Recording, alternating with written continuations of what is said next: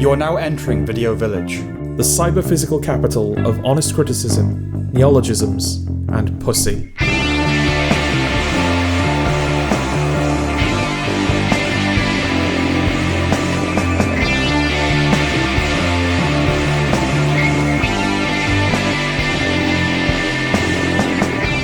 Coming up, We review Day of the Fight, The End, Last Breath, The Residence, Y2K, Plankton the Movie, Heart Eyes, Win or Lose, Flow, Old Guide, and Severance Season 2. Okay, well, we're just going to steamroll through my reviews, Jordan. Then you have a review, and then we both have reviews. That's the plan. That's how it goes. Okay, start with a film called Day of the Fight. This is a black and white boxing drama directed by Richard Harrow and starring Jimmy Darmody, Nucky Thompson, and Maya Lansky. Okay. No, it's not really. Yeah, I was going to say, because Richard Harrow is one of those, it's like... Yeah, it could be a guy's... It's kind of like Anton Chigurh. It's like, I always forget, like, oh, is that the actor or the character name? Right, sure, yeah. You forget that Javier Bardem. Well, when I first saw it. Oh, right, you Anton first saw Chigurh is such like a convincing... Oh, yeah, weird name. Yeah. Yeah. Okay, no, Jack Huston directs this, and it stars Michael Pitt in the central role. It's partly a Boardwalk Empire reunion. Yes, hence your little... Hence my little Boardwalk jokey joke. The film is set in 1989, but it could well be 1949. It takes place over one day, the day of the fight, as Michael Pitt's Mikey makes amends and ties up loose ends before the big match. The monochrome photography, which is nicely done, connects it back to Raging Bull, of course. Joe Pesci pops up for a couple of scenes too, so that crystallizes the influence. Okay. There are also a few slow motion shots during the fight, not uncommon for sports dramas, but it does bang you over the head with the bull. Right. Rocky's in there too, a down on his luck contender, themes of redemption, etc. This is set in New York, but it could well be Philly or Detroit or Chicago, any American city really. It's ridden with cliches. It has all the archetypes going back to On the Waterfront, which is also in its DNA, and before that even, evoking fighter pictures from the 20s, 30s, 40s. A grizzled but paternal trainer, played here by Ron Perlman. A priest, John Magaro, and a bookie, Anatol Yusuf, a Brit, once again playing an American Jew like he did in Boardwalk, but sounding completely different. Okay. So fair play to him. Steve Buscemi plays Mikey's uncle for one scene, a cameo really, but I love Buscemi, I'm happy to see him do anything. Yeah. It's all just very, very basic. The writing isn't great. Jack Huston's a better visualist than a writer. It's just a notch above a high-grade student film. Okay. Yeah. The dialogue is on the nose, heavy-handed. It's stuffed with soundtrack, which more than anything else suggests a first-time filmmaker, like it was the playlist he had on repeat when he was writing it, you know? It features a rendition of Have You Ever Seen the Rain, which is fine, that's culturally ingrained. This version does go on too long, though. It also contains The Book of Love by the Magnetic Fields, which is one of my favourite songs. Did not care for that so much. It's always difficult as well, isn't it? Yeah. You might even be bringing this up right now. When you use a song that is so tied to a scene in another thing. Yes. Yeah. But the point is, it didn't make me resent the film. Okay. I didn't like that it used it, but I don't hate the film. Okay. You know? The calibre of actors within it is no doubt because Huston has forged relationships with them. This is a film that should have been populated with unknowns. I wonder whether it would have even been made at all if he didn't have some name. Because outside his own career achievements, he's a member of the Hollywood Huston clan. So Angelica Huston, John Huston, that's all one big family. It's mentioned that Pitt's character has been fighting for 25 years, which is a bit of a slap to the system. He's still a boy to me. He's still like a Jesse Pinkman. Yeah. But Michael Pitt does have very boyish features as well. It does kind of follow the Rocky rule, spoiler, where he wins the fight but dies. There's a scene between him and Joe Pesci that's very good, the highlight of the film. Pesci plays his infirm father in a nursing home who can no longer speak, and Pitt has a tearful monologue for which the music appropriately just cuts out. That scene pays the film's dues, really. Okay. In the end, both fighters fall, as in Rocky 2, and Pitt emerges the victor by standing. I went back to Rocky 2, and while it's an impurity after Rocky, I still couldn't help but smiling from ear to ear when Rocky won, followed swiftly by tears streaming down my cheeks. However much cheese, however much eye-rolling, those films have a power the Day of the Fight does not. I didn't emotionally invest in it at all, really. But it's by no means bad. It's very okay with a good look. I hope Jack Huston uses it as a springboard to better things. Okay, The End. Already? I'm done. Okay. It's a film called The End. Right. Have you seen anything? No. Any advertisements? Okay. This is a post-apocalyptic musical from Joshua Oppenheimer, the documentarian behind The Act of Killing and The Look of Silence. Like Megalopolis, this is a film whose announcement planted it at the forefront of Oscar forecasts. It's an original musical like Emilia Perez. The music here is of an approximate standard, maybe a bit better, but quite flat overall. Oh, okay. It's really hard to put together a good musical, it turns out. Yeah? Yeah, it's not easy. Okay. There's a reason it's a rare genre. Amongst others, it stars Tilda Swinton and Michael Shannon, who are exactly the kind of actors you put in a film like this. Shannon is playing against type as a nice guy, though that begins to crumble somewhat as the film proceeds. He does his own singing, and he's not bad. There's a character played by Tim McInerney, who's gay, which everyone accepts as woolly liberals. But when Shannon begins to question his own complicity in the apocalypse, and his self-image starts to shatter, there's a scene where McInerney comfortingly puts his hand on his shoulder, to which he responds, "Would you get your faggoty hands off me?" Oh, right. It was just wrong, because there was suddenly colour in the palette of beiges the film had been until that point. Yeah. I get what it was trying to do, but there's nothing else like it, and it grossly sticks out. I like the design of the subterranea that leads up to the bunker. Snowy in aspect, salty in reality. It's a salt mine. The whole thing gets boring quite quickly and a bit annoying, and it never redeems that. There's no zhuzh to the numbers, be it singing, dancing, or singing and dancing, and it's hard to know what the point of it is. I will say it's ambitious and singular. Despite the bloated runtime of 2.5 hours, it doesn't feel like the folly of Megalopolis. Self-indulgent, yes, but less obnoxious. It's admirable in its way, and it's a good thing that it exists, because it preserves a space for weird experiments. Okay. And it was clearly made on the director's terms, but unfortunately, it's a failure. Yeah, well, I mean, Megalopolis was made on the director's terms, and look how that turned out. But we would always prioritise that, wouldn't we? No, we would. And you're saying that in this instance, that's not necessarily a bad thing. It's a failure, but it's a good thing that it happened. Okay. Yeah. Okay. Last breath. You trying to tell me something? The end. Last breath. Yeah. No, I think the next one's pretty neutral. Okay. This is a 93-minute survival crisis thriller based on the true story of a deep-sea diver that got stranded after an accident and then his team's attempts to rescue him. It's an adaptation of a documentary, also called Last Breath, which I haven't seen, so I can't compare. Amongst others, it stars Simu Liu, the Shang-Chi bloke, and Woody Harrelson. As I said, the runtime is lean, there's no faff, no flab, it's pure nuts and bolts, hitting all the usual notes. The guy that gets stranded is engaged, his wife is worried about him leaving, they're very boringly in love, all that business. There's light banter between all the men belying the dangers of the job. Aside from anything else, it's a prime demonstration of why men make more money than women. Who wants this job? Yes, Spoiler alert, but it's a true story, so the guy is rescued, the film ends with footage of his subsequent marriage and all that, and then the three of them go back a few weeks later to finish the job. They always go back, don't they? These guys, these Captain Phillipses, they always go back. Yeah. You gotta admire that. That's the only life they know, I suppose. Yeah. I don't know though, if I died, basically, I might not go back. I'll put my feet up for a bit. I'll work on the admin side of it. Yeah. After a certain point and up to a certain point, it's essentially in real time. The crisis is real time. It has to be given the setup, because he's without oxygen, so the countdown is stark. You know? It generated some anxiety in me, but nothing particularly potent. And I wasn't punching the air or getting emotional when I should have been. When Mission Control at NASA, basically, we're all hugging and cheering, It's basic. The dominant flavour is vanilla, but vanilla is what you ordered. It's not boring, it's not bad, it's consistently competent.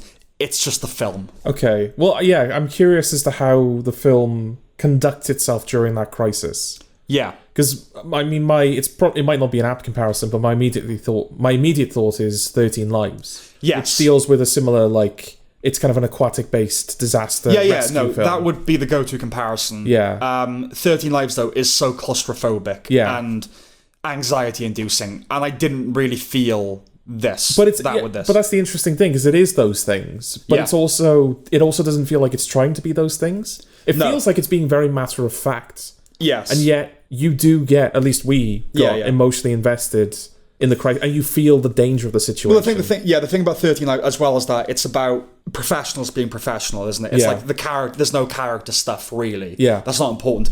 This is more run-of-the-mill, traditional, he has a girlfriend back home that loves him, and Woody Harrelson's his friend, and it's a kind of Hollywood movie in that sense. Yeah. It's not just people doing the job. Okay, and do you think that was deliberate, given that there's already a documentary of this? Yeah, I think it's just trying to do a film. Okay. And that's what it's a film. It's not bad at all. But considering that it's a crisis thriller kind of thing, I would have wanted more feeling of crisis, I suppose. Yeah. But yeah, that's Last Breath. Okay. And The Residence. This is a White House murder mystery. Oh. Yes, last time I looked, this was listed on Wikipedia as a drama. Now, a dramatic murder mystery set in the White House is intriguing to me. But this isn't that. Oh. It's yet another comedy murder mystery. Oh, right, okay. Yeah. It's only called a drama because the episodes are long. The similarities to Knives Out and Uzo Aduba's Cordelia Cup's similarity to Benoit Blanc is immediately apparent, before she speaks even. Okay. Then they instantly flag it to try and beat you to the punch with two slow motherfuckers. She's a Benoit Noir. Or Benoit. Right. She moans about there being a lot of men in the room, a complaint that's then echoed in another scene by another character. So that's where this is. Giancarlo Esposito features. Of course he does. He spends some of the time playing a corpse. You know, at this point, it's probably worth flagging the films he's not in. When he's not in it, yeah. When he's alive, the exposing isn't as strong as usual, but he's still basically doing that. It also features Kylie Minogue lip-syncing to her own songs. It's not nearly as sharp or funny as the Blanc series. The humour is broader, with plenty of gag reflex. Benoit Blanc is the smartest guy in the room, any room, but he's endearing. You don't get the feeling he considers himself above anyone. He's effete and somewhat bumbling and ingratiating, whilst retaining that brilliance. That's not the case with Cordelia Cup. She's unlikable. At the end, she goes, yeah, I'm the best, I'm good. You just can't imagine Blanc doing that without a cheeky charm to it, you know? It has that Cluedo construct in the pilot, you know, where you see the White House like a Cluedo, but similar to Game Night. This stuff is, at this point, it's just way too self-conscious and samey. The episodes sometimes stretch to over an hour long. Yeah, they need to be half hour, if anything. Yeah. There's a CGI bird. Now, don't get me wrong, considering how it's used, it has to be, but still, bad CGI bird. Yeah. The characters aren't colourful or fun or distinctive enough. There are too many of them and too much going on to really care. There are too many of these shows to really care. So very early on, I tuned out and just let it play out. Okay. I'm looking forward to the next Benoit Blanc mystery, and to an extent the next season of Poker Face. But the comedy murder mystery has for now otherwise been played out for me. I'm done with it. Yeah. And that's it for The Residents. Yeah, well, I mean, you know, Knives Out and Glass Onion both had, like, very strong ideas at their core. Rian Johnson's the best at doing this. Yeah, and Poker Face did a lot of them, and Elsbeth as well, if you consider it like an extension. Again, we'll talk about that season when it's finished. Yeah. But this season in particular, it does feel like even they've started to, like... You can tell that they're trying to think of ways of, like, twisting the format a little bit. Yes. Because, like, all right, we've done enough where it's just you see the killer and they have to figure out who the killer is. Let's do an episode where we don't see the killer. Let's do an episode where like, playing with the format. Yes. So for a show to just come along and do it sincerely, I get the temptation because, Knives Out, Poker Face, like, when they both came onto the scene, people were like, oh, we all really like this. We should do more of this. Yeah. But it's Knives Out's fault, unfortunately. Yeah. We've done more of this now. Enough. Yeah. Enough. I lied. I do have one more review. Oh, right. It's a film called Y2K. Okay. Can we just not? Can we just ignore? Because you've already clued me in on this a little bit. Yeah, I know. It's got to be talked about. I'm sorry, Jordan. If you know nothing about this film going in, which I didn't, you'll probably think it's just super bad in 1999. It is partially that. But around a third of the way in, things take a turn. Y2K happens. All machines start killing humans. It takes too long to get going for what it is, and it's not a surprising twist. It's just, oh, right, okay. The film stars Jaden Martell as our lead, who's oddly muted. There are some scenes where he has to scream in frustration, and it's like he's doing it with his inside voice. Julian Dennison plays his best friend, you know, the Hunt for the Wilder People kid. Yeah. So he's still about. He's very annoying. There's kind of a central unspoken irony around the fact that he's fat, but popular because he's confident. Rachel Ziegler plays the love interest, and she's fine. Alicia Silverstone pops up to play the mum in a spot of legacy casting. This is sci-fi comedy horror. Now, there aren't a boatload of films in that genre. Attack the Block and This Is the End spring to mind. Comedy horror, however. Now, Evil Dead 2 is the granddaddy, but for us and our generation, it's Shaun of the Dead. Yes. It's an incredibly high bar, and it's probably impossible to surmount. To get close, maybe, but this doesn't. It's really just one massive nostalgia trip, and I'm a big 90s guy. I'm your target audience. But it fell flat, and that's because it's overloaded. The soundtrack features Fatboy Slim and Harvey Danger and Korn and Tub Thumping and Thong Song and Closing Time. There's a VHS rental store. They play Nintendo and talk about Zelda. We spend quite a lot of time watching the old dial-up internet. They watch Junior, the Schwarzenegger film. We see the Clicks, each with their own song and their own fashions. It's 90s pornography. The humour is juvenile and aggravating, sex and weed as you'd expect from an American comedy. Gag reflex goes without saying. It's not funny or charming, it's not scary, and it's not emotional. But it does try to do all of those things in a weird tonal mess, and fails at all of them. Right, okay. There is some fun in considering the different ways one could be killed by various household appliances and seeing that depicted, but it's limited. And it's limited to one scene, a house party where all the teens are being snuffed out in frenzied, rapid succession. When the survivors are out in the wild, it all fizzles. The characters adjust to their circumstances way too quickly, a common failing. Julian Dennison is killed off pretty quickly, which was somewhat surprising. I'll give him a fraction of praise for that. But he's killed in the midst of the initial chaos. He nevertheless manages to have an emotional goodbye with Jaden Martell, and it just felt like everyone would be too deranged with shock to have the emotional presence for a teary farewell. If that's still the first incident, it is, then certainly, it is. So. Everything's normal, the shit kicks off, he's killed, and that's it. Okay. It has the whiff of Shaun and Ed too, you know? Just don't approach that. It's already inviting comparison by being a comedy horror. Don't do the male best friend thing too, you know? Okay. In the fallout of that violence, we're left with a rather random group and not the best selection, considering the characters we've already met. One of them starts offering backstory, like, right after their escape, which is off, because she's barely in it until that point. She's like an extra, essentially. Yeah. So while we're thinking, oh, okay, I guess it's these guys, she's giving us context. It's like, hang on, who are you? Yeah. The timing and placement is profoundly misjudged. Between that and Denison's death, the film lurches from taking too much time to hurtling uncomfortably along. But the worst aspect of Y2K is that it also stars Fred Durst. Do you not like Fred Durst, then? Well, not really. Okay. Yeah, you liked him, and it's more I saw the this. TV Glow. Yeah, well, he's barely in it, isn't he? Oh, right, okay. And not a cameo, a supporting role, as himself. Oh, right, okay. Firstly, they keep referring to him by his full name in that very American comedy way. Yeah. Oh my god, it's Fred Durst. Fred Durst just did that. Which is irritating. I hate that trend. But you'd be forgiven for thinking this was all a big commercial for Limp Bizkit. Because aside from using their music, Durst delivers the line, let's break stuff. And one of the yeah, literally. About, going to the third act, let's break stuff. Literally. Okay. And one of the teens delivers a heartfelt speech about why the band's music is so important to outcasts. And it's not ironic. If the Beatles were still performing today, there might be some tragedy to it. But their songs stand the test of time. Age can recontextualize a lot, but there's nothing embarrassing about 80-year-olds singing Yesterday or Hey Jude. The same cannot be said for the Bizkit oeuvre. Did it all for the nookie. Exactly. Sitting in a nursing home. Exactly.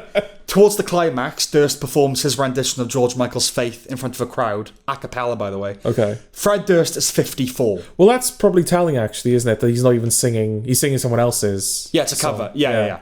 He's 54, wearing that cap, performing those songs. He's a ludicrous figure. Yeah. Anyway, not bad enough to enjoy as a failure, not good enough to recommend to anyone with decent taste. And that's Y2K. Okay. It's interesting because, usually, if they're going to get... I guess, it's legacy casting, isn't it? Bringing Fred Durst in. It's like it's a 90s icon. Yeah, I mean, it's not even legacy. It's more than that. Alicia Silverstone is legacy casting. Yeah. Playing the mum, because she's some clueless in the 90s. Like, okay, that's what that is. He's like... That's... like playing a historical figure. Yeah. It's like more than legacy casting, because it's pivotal that character is in it, you know? Well, that's what I was going to say. It's interesting that it seems like the film is... it's more than what a film would usually demand of... If you're going to have like you said, it should be a cameo. Yes. Oh, look, it's Fred Durst for one scene. The typical thing But no, would be... you're saying that he's actually an important character. Yeah. He's like third or fourth billing, he must be. Right. Yeah, no, he's a proper character in it. The typical thing, right, would be like in a high school movie set in the 80s or 90s now, you'd cast someone to play a teacher, like Michael J. Fox. They did that in that film, didn't they? Yeah. That's what legacy casting should be. Okay. Not whatever this is. Yeah, avoid it. All right.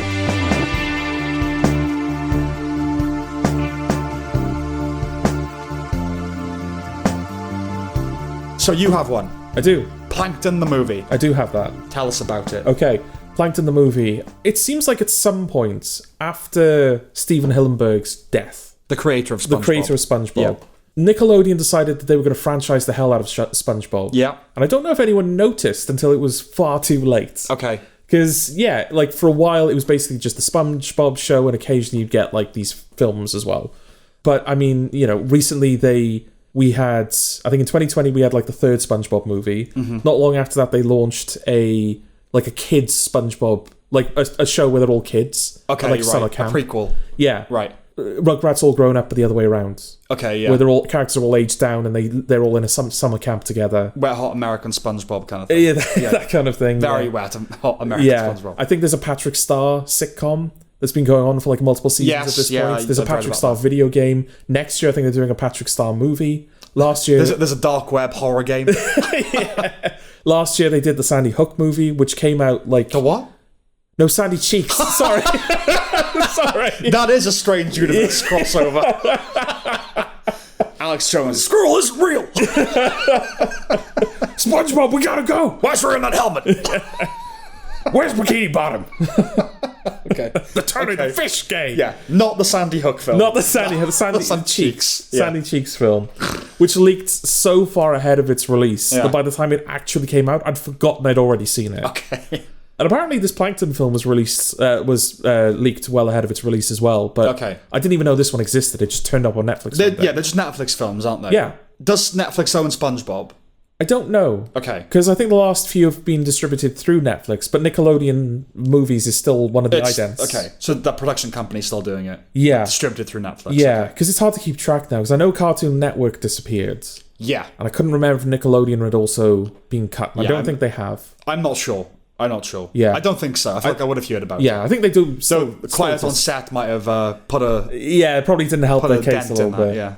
Yeah, and what's more, since the 2020 film, Sponge on the Run, I think it was, at least for the films, they've switched over from the, like, SpongeBob's iconic 2D art style Yeah. to this kind of 3D CGI style, which is still trying to mimic Yeah. the kind of chaotic, fluid nature of some of the 2D animation. Yeah. But it just doesn't look the same. I haven't seen it, but I imagine it cheapens it. Well, certainly the Plankton film, because I looked at this and I thought, this looks like a really, really cheap film. Okay. Like, it's to the point, like, the models don't even look shaded. Like, that's how Right. cheap it looks. Okay. It looks like a first pass of animation. I was going to say, like, it's like something that comes out of a Latvian animation studio, but literally, we have a Latvian animation film. Yeah, No, yes, I don't yeah, talk no, about exactly. it, but yeah. And and just for like a point of comparison, I went back to the Sandy Cheeks film. Yes. And Sponge on the Run, and the art style has been getting worse. Okay. Because the one, like the Sponge on the Run, which Keanu Reeves was in, like actually in, like he's actually like in like a tumbleweed. I think he turns up at one point. Okay. That has like proper Is he shading. called Keanu Reeves? No, he's just Oh, at least do that. no. He's oh no, I think he is playing a character, Okay. but it's just Keanu Reeves. Okay. Literally just Keanu Okay. Reeves playing this godlike sage. Like I think he's literally called Sage. He's just Okay. in like the tumbleweed. Okay. Yeah, and that looks like they're actually trying. But as these films have been going on, the animation has just been getting cheaper and cheaper. Yeah. And I don't know whether that's a sign of that they're struggling. And like that's why they're kind of franchising, is because they know the brand is kind of struggling, and so they're just trying to like, Yeah. oh, as much SpongeBob as we can have. Or whether it is that they're trying to release things too quickly, and so the animation is suffering. Because there's another SpongeBob film that I think is coming out this year. What one's that? I think that's the one where Davy Jones is the villain. Okay. And that's not a Patrick film. No, that's next year. That's next year. Yeah, this is obviously like a Plankton solo film, Yes. which focuses on Plankton. So they're really trying to get as much SpongeBob out there as they can. It Okay. feels like, because I think I saw something saying Steven Hillenburg didn't want to do this. Yeah. He was like, no, let's like if we're going to keep doing the show, let's just keep doing the show. Let's not overdo it with SpongeBob. But I think he left the show years before he died. yeah, Because I read up a little bit about SpongeBob, okay. and I think that like his tenure is regarded as the great years. Oh, absolutely. And then he left, Yeah. and yeah, it just kind of went downhill after that. Yeah, definitely. I mean, it might be like a Back to the Future case, where even though they're not like he wasn't actively doing anything with the brand. Yeah. He was kind of blocking them from. Okay. Because like that's why they never made Back to the Future 4. It's because the Right. people behind it were like, we do not make Back to the Future 4. Right. So you know, as soon as they're gone, we're going to get Back to the Future 4. Absolutely.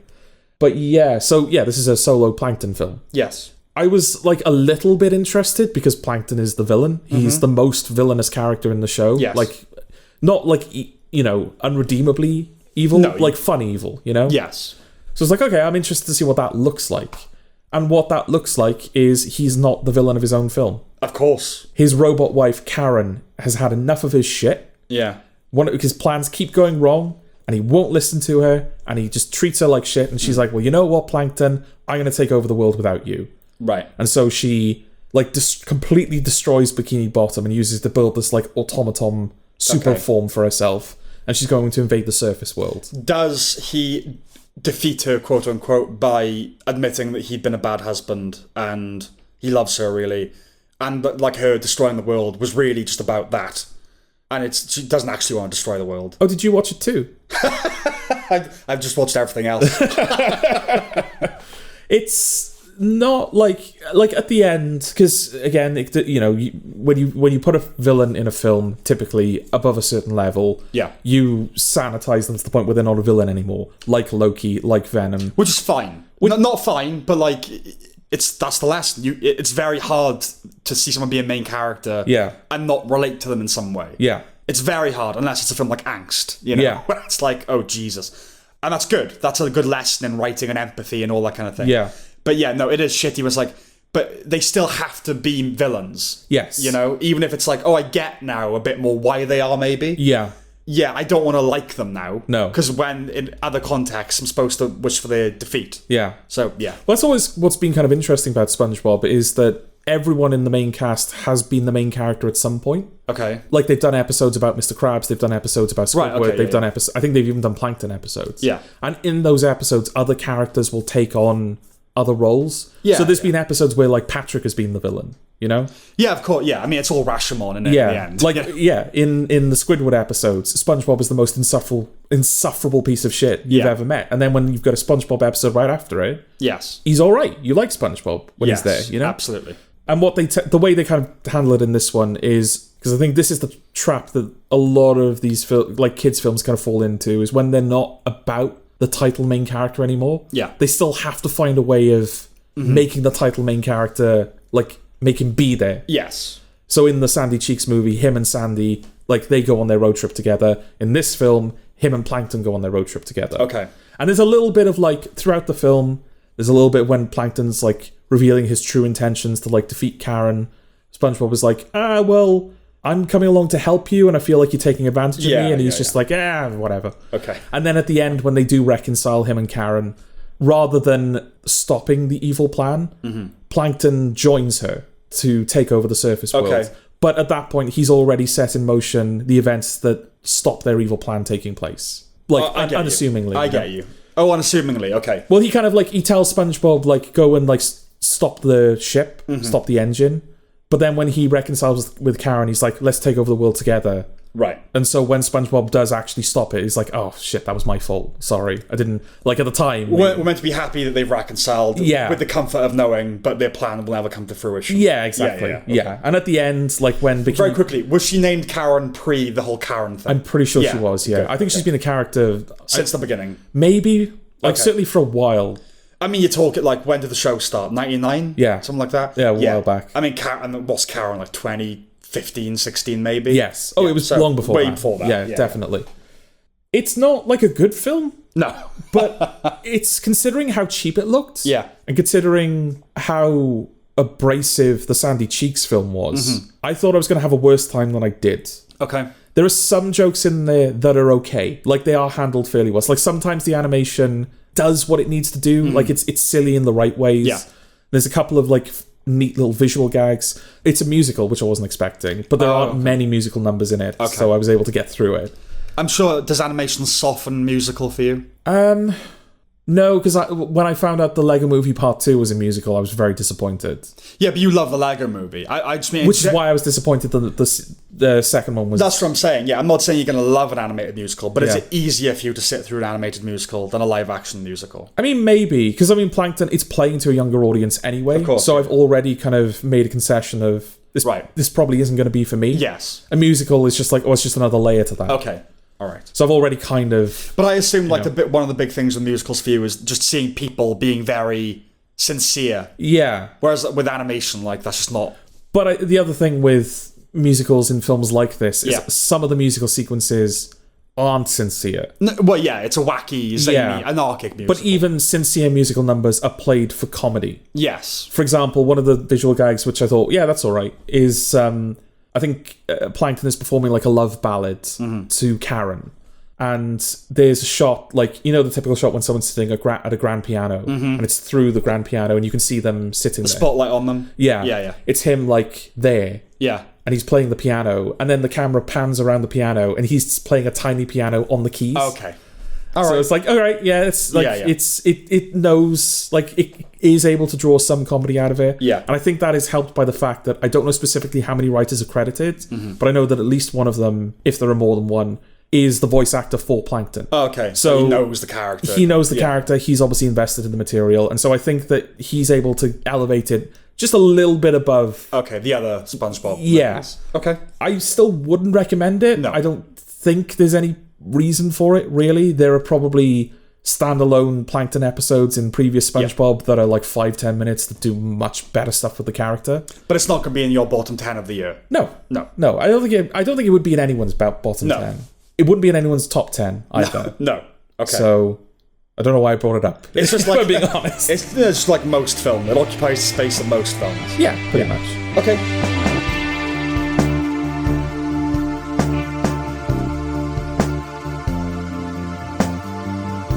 Right now, things we've both seen. Yes. Heart Eyes. We both saw this. We both saw this. This is a rom-com horror. Director Josh Rubin previously helmed Scare Me and Werewolves Within. This is what he does. Well, this was a surprise to me because I brought up Game Changer a while back now. Yeah. It was still fun filtered at the Isn't time. it going to like season 7 now? 6 or 7? Of Game Changer? Yeah. Yeah, Okay. Yeah, so it's 7 seasons Yeah. starting soon, actually.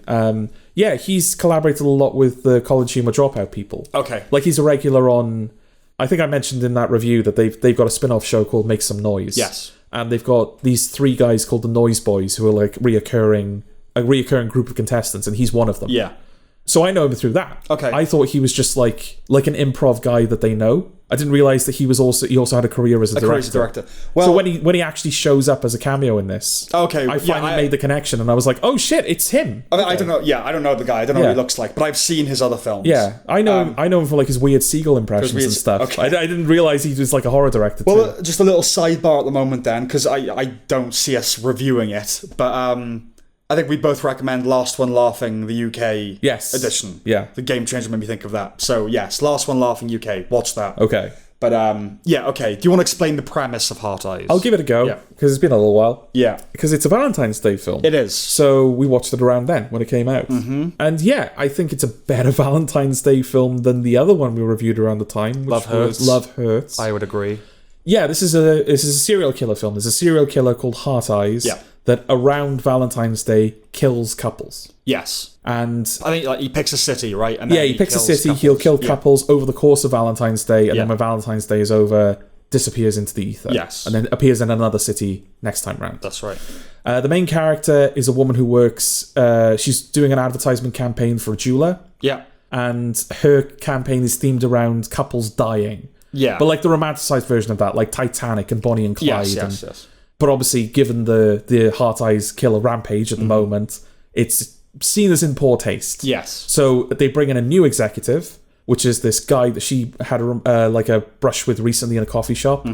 They start Hit it off. They hit it Or off. And sparks. they sparks Yeah. and they start to flirt.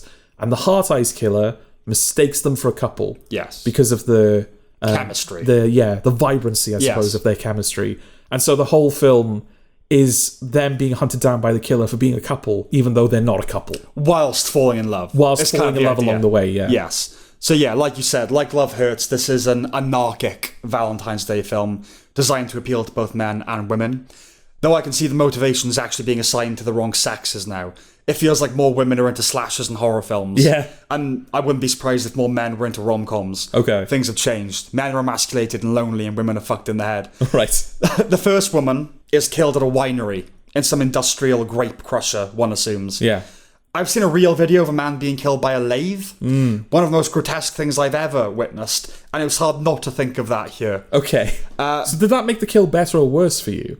It just reminded me of the Okay. lathe. It didn't... So it wasn't as if like, oh, I'm prepared for this. You know, I'm associating it with the real thing that traumatized me. I mean, it's very hard to get me with gore. I'll be like, that's just the truth of it. Get me with gore or some types of horror.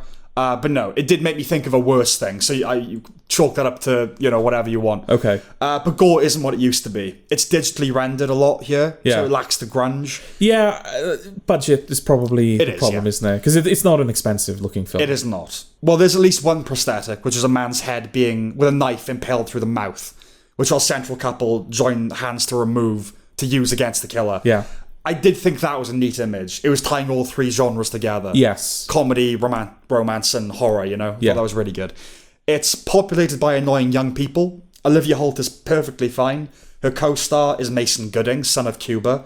Much more physically appropriate to play O.J. Simpson than his father, by the way. Oh, all right, yeah. The production was probably too late for it to be deliberate, but there's a bit where the killer decapitates a merry-go-round horse, which felt like it could be a reference to We Live in Time. Oh, that would be fun, yeah. There's a crossword joke like the one in Hot Fuzz, which also serves to remind you again of Shaun of the Dead, the rom-com horror goat, of which everything else falls short. Yeah, there were a few instances in this film where it felt like the film was saying to you, look, I know what cinema is.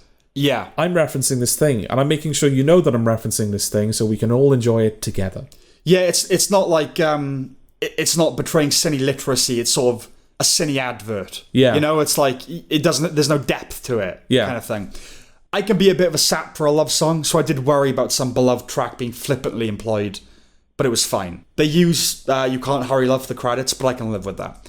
It's on the cheaper side, like you said. The news doesn't look like the news. That was probably the worst part of it, actually. Yeah. I mean, the CG blood is never great. No. But enough films have done it now where you see it once, you go, oh, that's a shame. And then you just kind of put up... Yeah, it's like when you see a cheap, like Filipino thing with the news on it, where it's just someone sat in a room, yeah, and they've slapped on like 20,000 graphics. Yeah, just like iMovie, like the placeholder scrolling text. Exactly. Yeah, so that's the worst looking thing in the film, which is a shame because it comes early on. Not only quite early, but off the heels of the first kill scene. Yeah. Which for what it is fine. It's pretty, it's fine. Yeah. But the film doesn't care, It just wants to do its thing. The leads fall in love too quickly and unbelievably, but, does it matter? Nothing about this says to take it in any way seriously.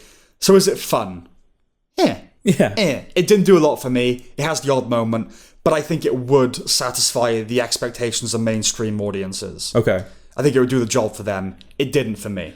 Was I the only one thinking of Thanksgiving while watching this? No, you weren't. Yeah. I did think of that too. Because I think that's a nastier film than this. Yeah. Because for all I don't know, that's the thing, because it's supposed to be a rom-com as well as a horror. Mm-hmm. I don't know whether it intentionally put a cap on its nastiness. Because the gore, it's like there is gore to it. Like you said, they lift the thing out of a guy's like destroyed head. No, it's gory, but it's silly. Yeah. Yeah, it's not nasty. Yeah. Whereas Thanksgiving is nasty, but I think that was also humorous, or trying to be humorous. It was going for silly as well, but it did have it trended towards nasty as well. Yeah. Yeah, whereas this doesn't. No. That's kind of all I got to say about it. Yeah. I think for what it is, it serves its purpose. Like I said, I'd recommend it to people that want to see it. Do you know what I mean? Because I think it's good for couples to watch. Yeah. Do you think that Valentine's Day needs... Because people talk about like, oh, I watch this film every Christmas, or I watch this film every Halloween. Do you think Valentine's Day is one of those holidays that needs a film for it? I don't think Valentine's Day needs a film for it, but I think there's enough scope for right material, kind of, like a slasher set on Valentine's Day. I don't think it becomes an annual watch. We all sit down on Valentine's Day. You should be out. Yes. If you're not on your own. Yeah. In which case, if you watch Valentine's Day films on Valentine's Day and you're single, good God. I know. But no, I think as a day, there are things there to be subverted and, anarchized. Yeah. Because I think he uses arrows, right? Is that the main source of... And then obviously there's the reveal as to who the killer actually is, which sort of ties into the Valentine's Day. It's a couple, basically. It's a couple. Well, it's a throuple, right? I think so. Yeah. Yeah. It's not bad. Yeah, so that's something. It's fine. It's For what fine. it is, it's fine. It's fine.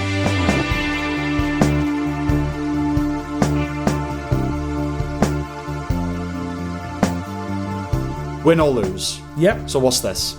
This is Pixar's first original TV series. Am I correct in saying that? Yeah. Yes. As in, it's not an adaptation of another property. Yes, because we had Dream Productions recently, which was set in the world of Inside Out. This is a totally original property by Pixar. Mm-hmm. It's about a baseball team. Yeah.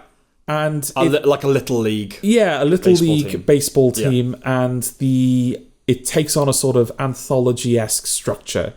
Again, going back to Rashomon, it's that kind of thing. Okay. The same event, but different perspectives. Yeah, exactly. Yeah. Yes, yeah. It's one story and it's one event, but every episode there's a different character who's playing the lead character. Yes. And so you end up getting all of these different perspectives on something. Yeah. The game, I guess. Yeah. And you don't really get...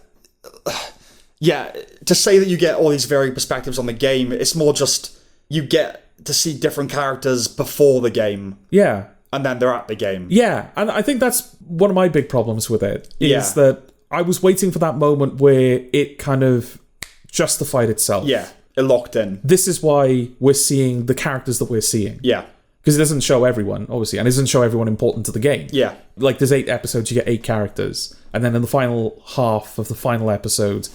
All of those characters, it becomes an ensemble piece. Yeah, yeah. Where they all kind of come together to stop the threat. Yeah. Whatever it is. But yeah, it's not like, oh, it's all the different perspectives you need to understand what's happening in the game, because the game is it's sort of incidental to the whole thing. Yeah. It's very smoky, this show. It's hard to get a hold of it, you know? Yeah. I think it's just... Yeah, you don't really describe it for its plot. You describe it for its gimmick. Yeah. And like its visual gimmick as well, because this show, it doesn't just depict characters, it sort of depicts their imagination / mental headspace. Yeah, their inner life made external. Yes, and so every character has a unique kind of... Oh, how would you describe it? Well, the idea is a unique art style that represents like a certain pathology or a certain anxiety or whatever. Yeah. Yeah, so there's a character who is insecure. Yeah. And so that is depicted by this little paper mache or folded origami child version of themselves that lives in like a 2D plane inside their chests. And so it keeps cutting back and forth between the two. There's another girl who she kind of like floats through the air whenever she's happy, and then when like her parent is kind of like a helicopter parent, like a sports parent, like whenever she achieves something, he's like, it's good, but you're not working hard enough. And that, like, she ends up sinking into the ground when she's disappointed. Yeah. I think the character in the first episode, there's like a creature that lives on her shoulder that gets bigger every time she fails. Yes. So there's that kind of thing where every character has their own like visual gimmick to represent their mindset. Yeah. To what end? Yeah. I don't really know. Like, it's just, they're all just kind of there. It feels like that was the idea, right? It's like, oh, we can do that for all these different characters, but like, yeah, you still have to have like the plot and... Okay, so what's that all leading to? What's the idea here? It's very much, never comes to fruition. It's very much 1 + 1 equals. Yeah. And then you're just waiting for the 2 to come, and it never does. It's like, but what does it equal? Yeah, it's 1 + 1 + 1 + 1 + 1 + 1 + 1. Win or lose, that's the show. Yeah, one absolutely. Of those. I'm pretty sure early on in the first episode they allude to a kid wanking. Okay. Like, I think, the first main character is like praying. And it's like, and that other thing, I won't do that again, God. It's that kind of thing. Okay. You're like, okay. Tinder, they kind of depict dating apps in it. Yeah. I wasn't thrilled with that. All right. They're under 20 minutes, so that's something, all the episodes. It's just a bit of a non-entity. One thing that kind of made headlines was there's a transgender character. And then they cut that. Well, they kept the character, but they removed any lines referencing it. Yes. And Disney said, when it comes to animated content for a younger audience, we recognise that many parents would prefer to discuss certain subjects with their children on their own terms and timeline. Isn't that a profound fucking breath of fresh air? it made me want to like it more, but I didn't. No. But I thought, that's maybe they're learning. Yeah. Maybe they're turning the ship a little bit. Because I think you can tell which character they're talking about, right? I don't know if I was paying that much attention, so you might have to tell me. I think it was the girl that I was just referring to, the one that floats, with the demanding father. Okay, that was a trans character. I think that was a trans character, because there's just like 1 or 2 lines. Okay. I mean, they usually wear a hoodie, and oh yeah, no, they got the look. Yeah, definitely. There was something about the way that they were being talked about that made me think, oh yeah, I can see how with minimal effort you could turn this into a trans character, which makes me think it was like retrofitted to not be. Sure.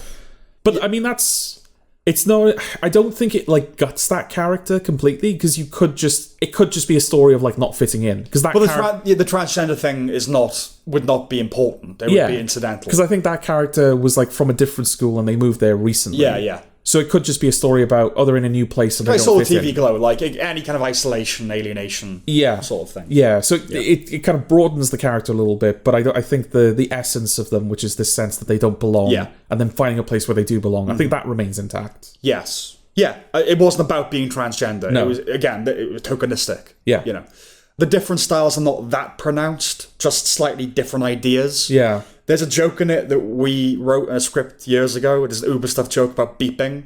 Beep, beep, beep. Oh, do they do that? Yeah. No! Yeah, they do that. You think it's like a supermarket thing, and it's all like, of our stuff. That's the thing, because we never do anything with the stuff we come up with. It's all going to get stolen at some point. Absolutely.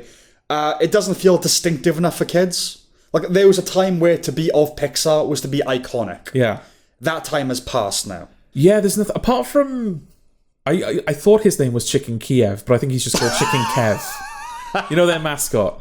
Yes. Yeah, the guy in the chicken head, who doesn't speak. He just makes clucking sounds, even though it's a guy in a suit. Yeah. He's probably the closest thing to, like, iconography the show has, really. Yeah, I can't remember what any of the characters look like. I think even by Pixar standards, they're very forgettable designs. Yeah. Because they have these... Some of the characters look almost...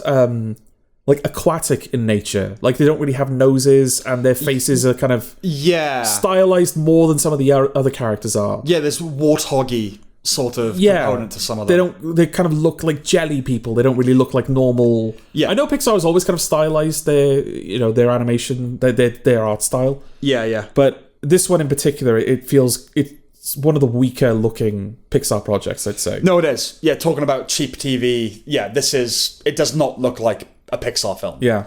Like, it's like Dream Productions, like just made a little bit more on the cheap side. Yeah.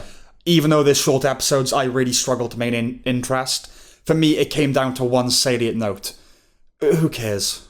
Yeah. You know, which is a shame, because Pixar's such a shame. Yeah. What's happened to that company?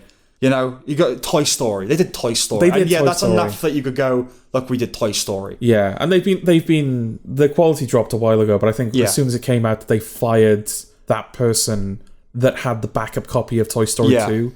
I think Pixar was over at that point. Absolutely. But Pixar was for our generation. It was for us growing up, you know? I'm sure kids growing up now, like, some might like Coco or whatever, but no.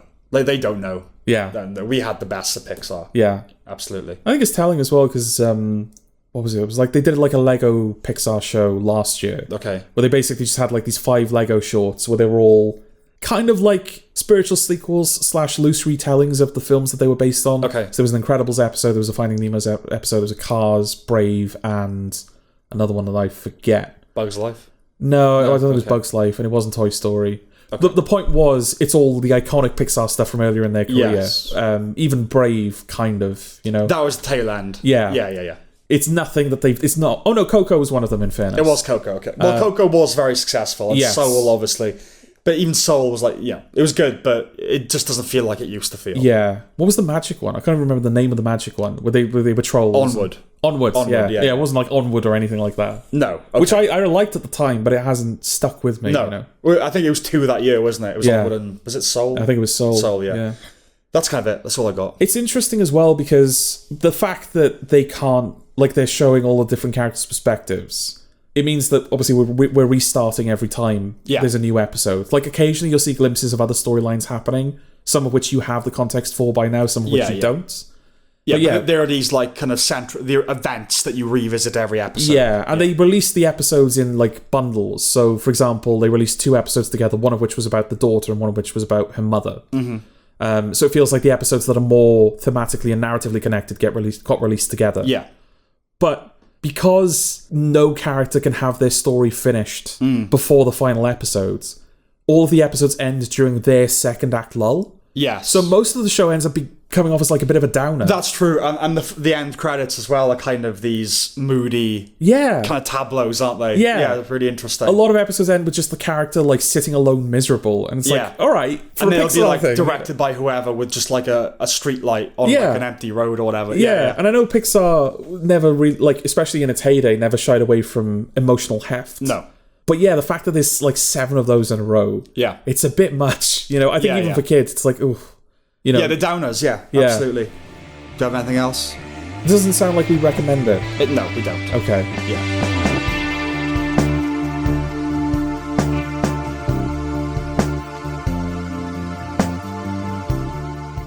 Flow. Oh, you saw this, did you? Saw this about 6 months ago at this point.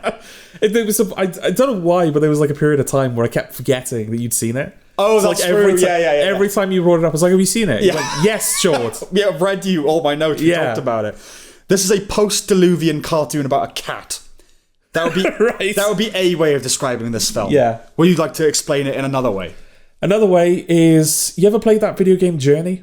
Well, that's kind of my final note. So, yeah. Okay. No, I played it at your house. Yes. Yeah, I would agree. Yeah. It's the journey of cat movies. Which is interesting because, what are they called?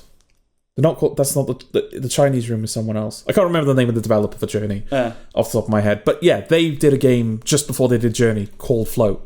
Yes, that's right. Yeah, I think I've seen a playthrough of that. Yeah. It's very good. Yes. Yeah. But, this is basically a post-apocalyptic road trip movie?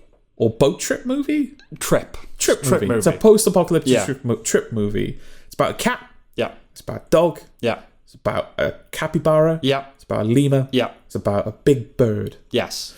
What are they called? Are they secretary birds? Is that the type of bird? I can't remember. It's like a big white bird that has a yellow face. Yes. It's one of those birds. Yeah, the world floods, and these animals, they come together on a boat to survive. That's the film. That's the film. It was completely rendered on open source software, which is pretty cool.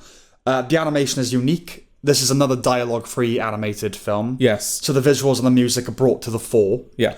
The animals all behave like animals. That's kind of one of the things that interested me the most about it.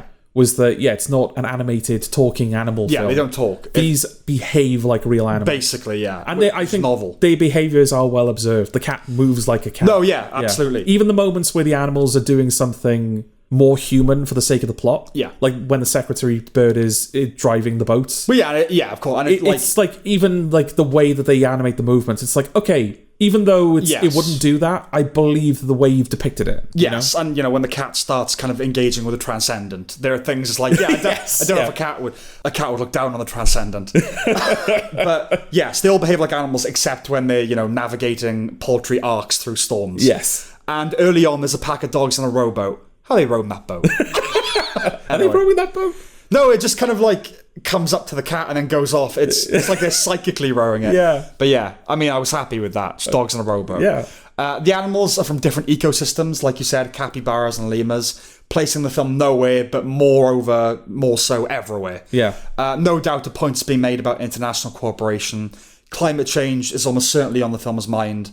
Besides the obvious apocalyptic implications of the flood and the depicted realities of a flood, the final scene has the cat stumbling across a beached whale, followed by all the animals taking a good long look at themselves in the puddle's reflection. You have a big challenge ahead of you if you want to make me care about a cat.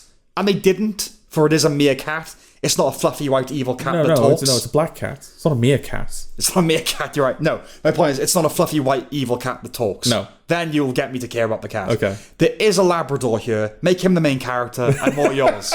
No, I get it. It's kind of half in jest, but I'm not a cat lover. So it's like, I don't care if the cat lives or dies, Whereas I think even dog haters, you can't hate a golden retriever or a Labrador. Well, that's what's interesting about it. Do you think there are more cat people in the world? No. Do you think there are enough that would sympathise more with the cat than the dog? Oh yeah, there's enough cat lovers that are like, yeah, of course. If we're talking about are there more dog lovers or cat lovers, I would say dog lovers. Because I think you're right, the golden retriever is probably the one dog breed that non-dog people... Yeah, unites all. My mum, hates dogs. Okay. She likes golden retrievers. Your mum hates dogs? She hates dogs. Is she scared of dogs? No, she just doesn't like them. Okay, I'm not going to slag off your mum. She's not here to defend herself, but... not liking dogs for me is like red flag about a person. I was like, how can you not like a dog? Okay. It's like, I get I'm more of a cat person. Yeah. But hating dogs... Well, there are some dogs that even you don't like, right? Yeah, I don't like, pugs and chihuahua. Yeah, shitty little stupid dogs. Yeah. But yeah, a lot of dogs... You hate a St. Bernard. There's something wrong with you hate a St. Bernard. It does slobber a lot. It does... Come on, though. Come on. Put a bib on it. Okay, so yeah, this is not a long film, but it nevertheless demands a certain amount of patience, I would say. It's an adult animation in the happier sense of that term. I think most kids will be bored. See, I don't know. Okay. I think kids like cats, kids like dogs, kids like capybaras. Yes, but if they cartoon cats and dogs, they like it when they talk to each other. But I think a kid would happily sit down and watch a cat. Just a cat. I think... I don't know. Look, we don't have kids. We don't know. My instinct is that it's a bit too slow and a bit too not much going on for kids. I think there are certainly moments that kids would struggle through. Well, kids won't know what's happening. Because even though it's visual storytelling, it's not heavy on the story. No. And you're just kind of left to figure out what's going on sort of thing. Yeah. And kids do need to be told kind of what's going on, you know? Yeah. So there's that as well. But I wouldn't say, like, don't show it to kids or anything. No. I just think it's that kind of animation that, like, adult film lovers respond to more than definitely children. And yeah, I certainly don't think young kids would have the patience to sit through it. But I think above a certain age, you'd be fine. And you wouldn't have to go that old, I think. Because, like I said, I think most people would happily watch it. And there are moments of, like, visual... Like, there's not much. It's not a funny film. Yeah. But there's the odd moment of, like, visual comedy. Like, just the lemur's weird little obsessive collecting habit. Yeah. That I think would be enough to kind of carry someone through it. Again, being, like, out of the frequency of children, my instinct would be 11, 12 up. They're not going to have a problem with it. I don't know if they'd love it, but they're not going to have problems with it. Under 10 is asking a lot, I think. Okay. Again, because it's meandering and it's, I mean, not much happens. You know? And kids do like things happening a lot. So... this is not about plot. It's very much about going with the even flow. We're meant to rejoice when the cat finally manages to catch some fish. Yeah. Of course, it's a fact of nature, and the animals are animals. But considering this is a film where we root for these creatures we've anthropomorphized in our minds, I don't know why I shouldn't have been equally enthused by the dog eating the cat. Yeah, I think there's something to that. Yeah. The fact that the fish, there's no attempt to... humanize the fish. Yeah. And the creatures that they're kind of forced to eat. And there are, don't get me wrong, like, I'm all for, there are degrees, there's a hierarchy of animals, like, hurting a cat, like, inflicting pain on a cat is worse than inflicting pain on a fish. Like, or however much fish can feel pain. Yeah. Anything that can feel pain is more conscious, it's worse to mistreat those things. But still, it's like, but all the animals here are sentient in some way. Yeah. So why aren't the fish? Yeah, no. Fish haters, the filmmakers of this film. The dog doesn't eat the cat, but if he had, I'd have cheered. The golden retriever could never eat a cat. No, it would take pretty severe circumstances, but that's what this film is, to be fair. Yeah. Towards the end, it starts getting all transcendental, and between that, the simplicity of the narrative, and the nature of the score, this categorizes the film, in my mind, as, the journey of feature-length animations. It is very good for what it is, I will say. It wouldn't have been my choice for the Oscar. That would have gone to Wallace and Gromit. Absolutely. But it is a good film. Yeah. It's just not quite my tempo. This would have been, like... I was disappointed Wallace and Gromit didn't win. Yeah. But if I was going to give it to anyone else, I would have given it to Flo. I would have given it to The Wild Robot. But again, like, it was a film with 3 solid animation contenders. Yeah. So I'm not annoyed that it won. No. And I get it. And it's Latvian and it's Yes. open source and it's not your typical animation. So, sure. Yeah, and it's the type of film where I'm glad, like, because of the story of what it is, it's nice that it won. The fact that this is, like, this guy literally, open source software. Yeah. We just made it at home. There was no, like, it's expensive production behind it, you know? It's the kind of film that will be studied by animators, I think. Yeah. It really has. Like, I'm not tapped into, like, the 3D animation world. Yeah. But I have seen some tweets and conversations saying that, like, this is going to, like, really open the door for people now. Absolutely. And because it's open source as well, I think a lot of people that are kind of involved in maintaining that open source software, I wouldn't be surprised if they started having conversations about how they can make it more accessible for people, how we can kind of make the tools more robust. It's kind of a technological milestone in a way, isn't it? Yeah. First film rendered. I guess the first film. Yeah, I think it is. Yeah. But this is very much like a watershed moment. But definitely. How did you feel about that transcendental scene at the end? Because it's the type of film that there's a sense of it's not like it's not a literal film. No. There's an an ethereal sense somewhat looming over everything. Yeah. The score gives you that feeling. The fact that you're just experiencing a flow. Not, if you're a woman. That you're experiencing flow of time and circumstances. You're not being clued into anything. You're not being handheld through anything. Yeah. So there is a kind of a sense of a divine ordinance, sort of. You know what I mean? Yeah. So when it happened, I wasn't surprised. I was kind of like, I knew this film was going to leave the bounds of the literal. Okay. So, yeah, I didn't mind it. You know? Okay. It was a bit too journey for me. Yeah, I mean, I was a little surprised by it, because that's the thing. Even though, yeah, like you said, it's not, it doesn't exist purely within the realm of the literal. Yeah. You do get the sense that this is all clearly about something. Yeah, it's a parable, it's a metaphor. Yeah, it has a sort of parable dimension to it.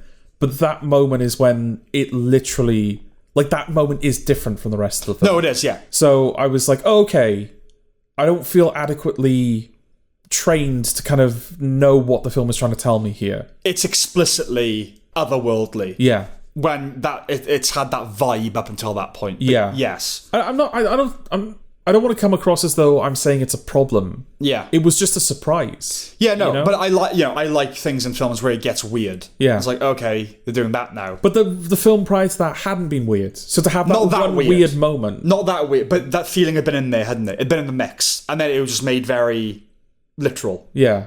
I don't know. My memory of it is that when it happened, it didn't surprise me. Okay. So make of that what you will, I guess. You know, that must have been in its DNA. Yeah. So I would recommend it. I won't lie that it's like really my thing. Yeah. But I would recommend it. I definitely recommend it to people. Yeah. And maybe have a look at it first before you show it to a kid. Because it's not inappropriate. No. You know your kid better than kids are different, aren't they? Yeah, so. You'll know whether they'll be able to take it. Yeah, to take it.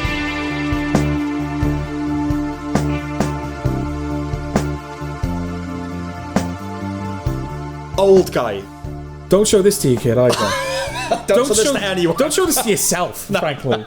This is a Simon West joint, the director behind Con Air, the first Tomb Raider, The Mechanic, and The Expendables 2. He's an action director. Okay. Since 2012, he's just done shitty low-rent films that exist on that borderline between cinema and straight-to-DVD. You probably haven't even heard of them. No. Wildcard, Gunshy, Stratton, Skyfire. Heard of any of those? No. No.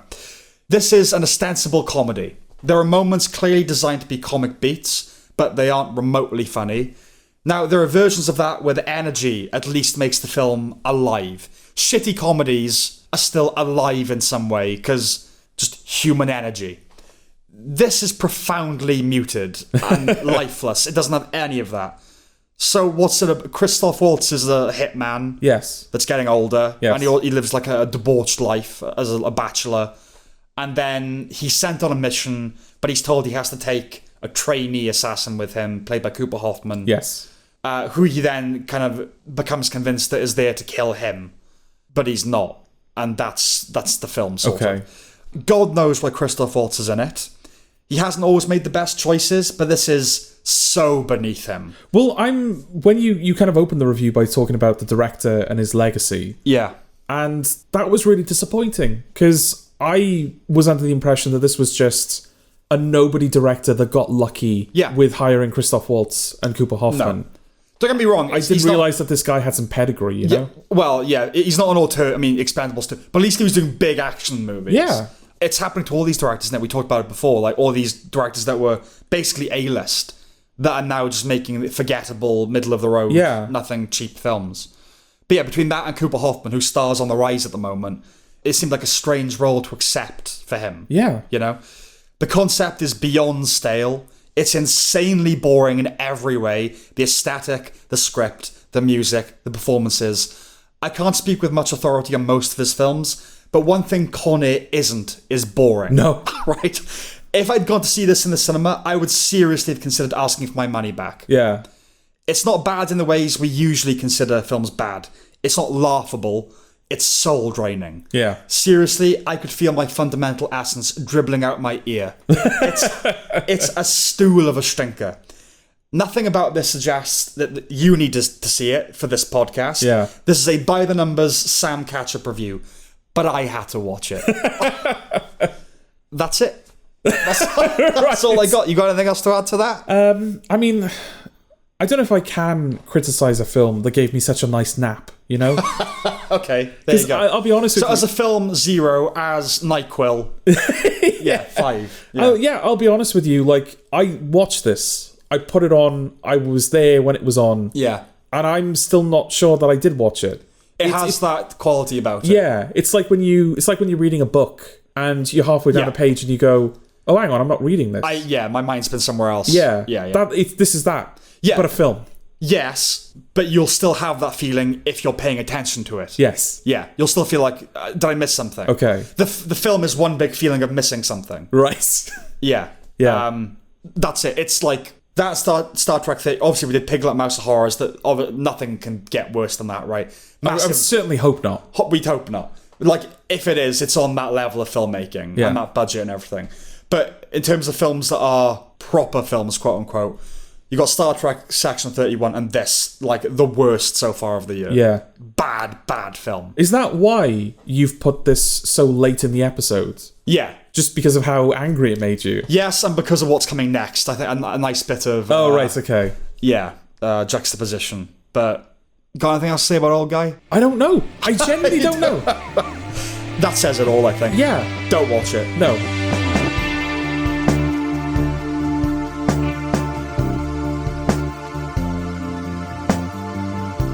Severance Season 2. Okay, well, this isn't Old Guy. No. Well, firstly, I think we should say it would be eminently handy to rewatch the first season. Yes. If you haven't, since it aired. I went straight from the finale to Season 2. I rewatched it, went straight to Season 2. Okay. The first thing of note is that it really doesn't feel like 3 years have passed. I'll give him credit for that. I mean, on the one hand, it's filmed in such a controlled environment that you'd really hope that you wouldn't see the time pass. But, like, not even on the actors' faces have you seen the time pass. It doesn't feel like it in production nor in life. The first is praise, the second a lament. It's just so nice that Ben Stiller's having the second life as a director. I think it's clearly what he always wanted to do. Yeah. You know? It's visually fantastic from the off, just like the first season. It's ingenious, right? Because any colour in that environment becomes instantly iconographic. Yes. You know? If ever there was a show that needn't have changed its opening, it's Severance. So props to them for having a makeover. It's interesting because... Are we spoiling? How much are we spoiling? Yeah. We are spoiling. I don't think any of my notes spoil, like, the finale. Okay. But just to be safe, on the safe side. We're going to talk about episodes later in the season and everything. Yeah. So, yes. Okay. Is it worth doing a premise for this? Because, like, I think we talked about the first season, but I think I recommended it. You did. As, like, this is really good, watch it. Yeah. We never reviewed it. No, it was like a 3-minute... There's this show called Severance. I won't tell you anything about it. Go see it. Before it was 2022. Yes. And this thing just came out. Yeah. I think it would still... Even if we're not going to go into detail about plots or anything like that, part of the charm of that show, part of the genius of that show, is the way things are presented to you. Mm-hmm. And it's the way that they're phrased and the way that they're staged. And so even just kind of knowing what happens spoils the experience of seeing it for the first time. Yes. So, I mean, we'll try and be careful, but... I think it's just safe to assume... We highly recommend it. Yeah. So it's just safe to assume that we're going to spoil it. Yeah. Just operate on that assumption. Okay. In that case, I was going to say, with the opening title sequence, yes, you said that it was changed, and it's nice that it changed. Yeah. But I do wonder if the whole thing was a big red herring. Because there's a lot of imagery in that title sequence that is never reflected in the season that follows. Well, it's all... Again, non-literal, isn't it? And, like, you know. But even then, you've got things where you think there'd be some analogue in the show. Like, you've got there's imagery later on in the title sequence of Mark's head kind of ballooning. Yeah. And in the third episode, he begins this procedure of reintegration, where I guess the only thing that needs to be known when we're talking about Severance is the idea is that you work at this place and your memories are surgically partitioned from the rest of your mind. Yes. So when you enter the building, you lose all of your memories of the outside world. Mm-hmm. And when you leave the building, you lose all your memories of when you were working. You functionally become two people. Exactly, yeah. You like, in theory, you are the same person and your personality should be the same. You're still a human being. Yeah. But no, your brain's partitioned now. Yeah. So, like, not different personalities necessarily, but certainly different motivations.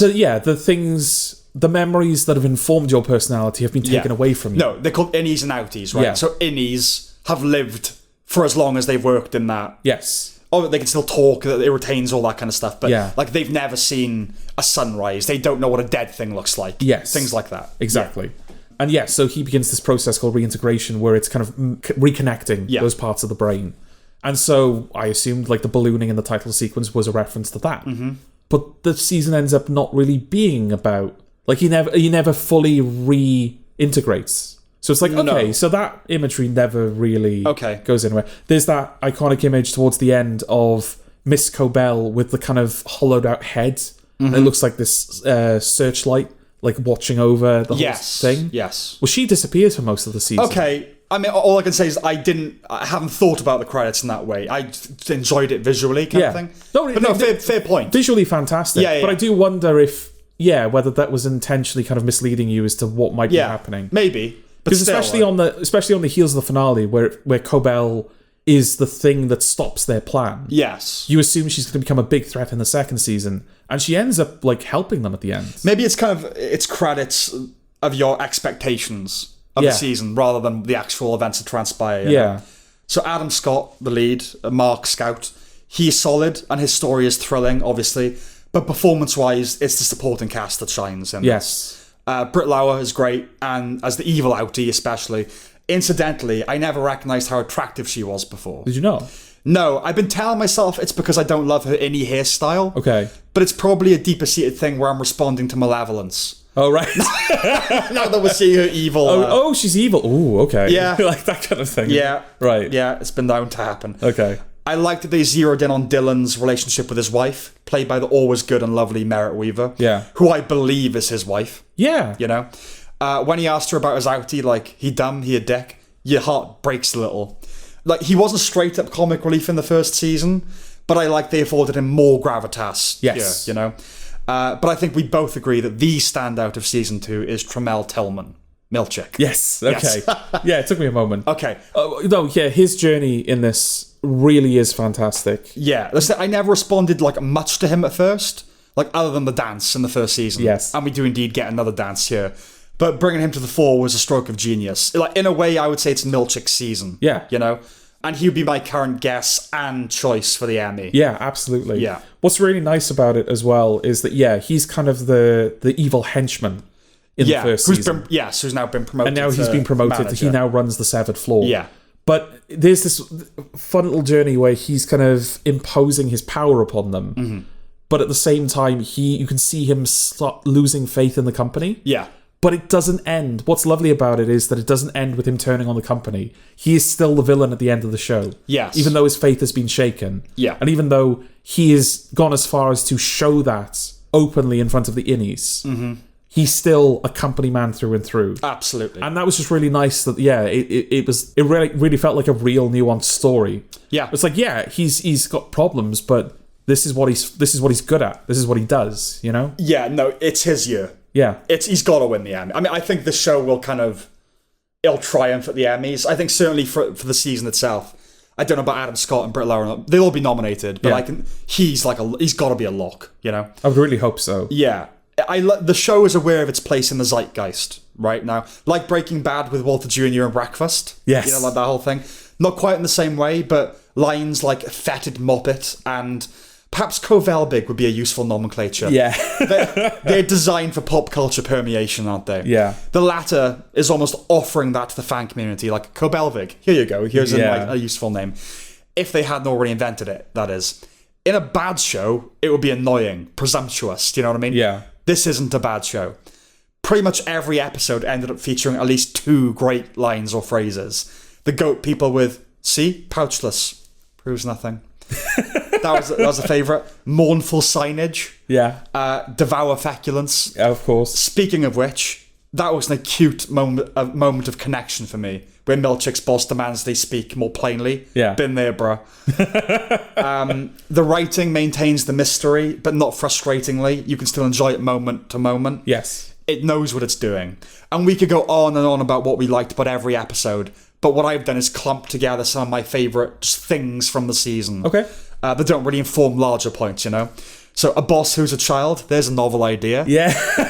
we were working on an idea a few years ago where we basically did the same thing. Yeah, but in fairness, I think we planned on dropping that because we couldn't make it work in the show that we were doing. Yes. They've made it work here. Yeah, of course, yeah. But I think it's a result of the same satire as well, you know? Yeah. Methinks. The stop-motion film, amazing on its own, but to boot, it arrived just when I had a pang for some clarity. Yeah. You know, and then you get this, expositional thing. Yeah, and it's Keanu Reeves, being used well. And it's great. It's beautifully animated. Yeah. The scene at the door company, I loved that.